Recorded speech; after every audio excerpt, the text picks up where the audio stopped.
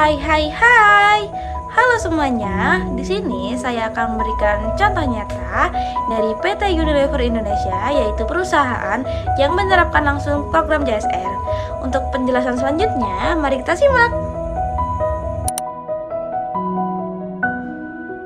PT Unilever adalah sebuah perusahaan multinasional yang telah memproduksi lebih dari 400 brand terkenal seperti Lifebuoy, Dove, Pepsodent, dan lainnya.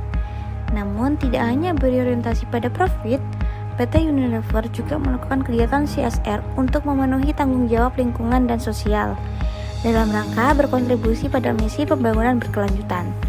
Dikutip dari sebuah referensi, Corporate Social Responsibility atau CSR merupakan pendekatan bisnis dengan memberikan kontribusi terhadap pembangunan yang berkelanjutan dengan memberikan manfaat ekonomi, sosial, dan lingkungan bagi seluruh pemangku kepentingan.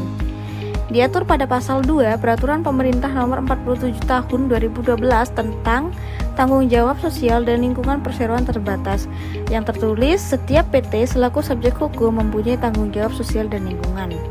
PT Unilever Indonesia sangat memahami akan adanya aturan tersebut, dan perusahaan ini juga menyadari pentingnya memberi dan berbagi, bukan hanya semata untuk meningkatkan reputasi, tetapi juga membantu perusahaan untuk terus tumbuh dan berkembang. Dalam menjalankan program CSR pada tahun 2020, PT Unilever menganggarkan biaya sebesar 2% dari laba bersih perusahaan yang didapatkan, yaitu sebesar 7,16 triliun, lalu dikalkulasikan 2%-nya yaitu menjadi 143,2 miliar. Kegiatan CSR yang dilakukan oleh PT Unilever ada antaranya program lingkungan dan program peningkatan taraf hidup ekonomi. Salah satu program lingkungan yang dilakukan oleh PT Unilever adalah Jakarta Green and Clean atau JGC. Gerakan Jakarta Green and Clean ini salah satunya adalah mengelola sampah menjadi komoditi yang lebih produktif. Misalnya sampah basah yang dahulu tidak berguna dapat diolah menjadi kompos yang dapat digunakan sendiri atau dapat dijual, dan sampah kering dapat diolah menjadi barang kerajinan.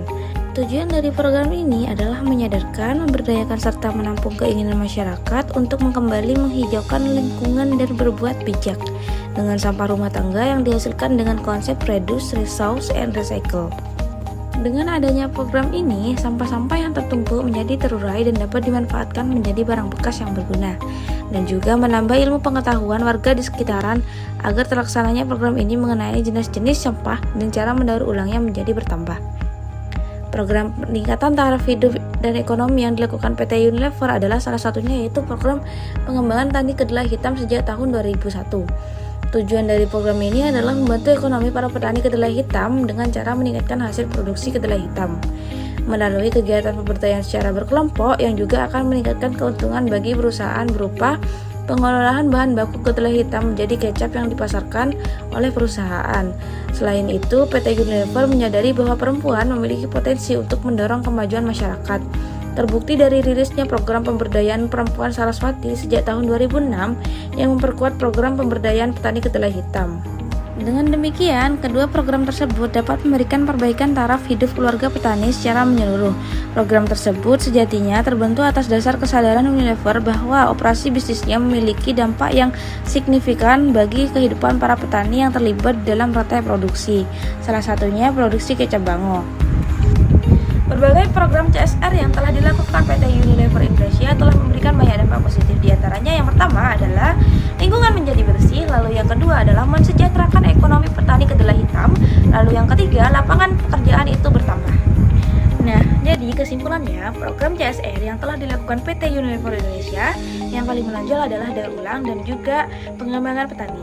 Faktor-faktor yang mempengaruhi program CSR tersebut yaitu pihak penerima bantuan, organisasi, dan juga prioritas kebutuhan.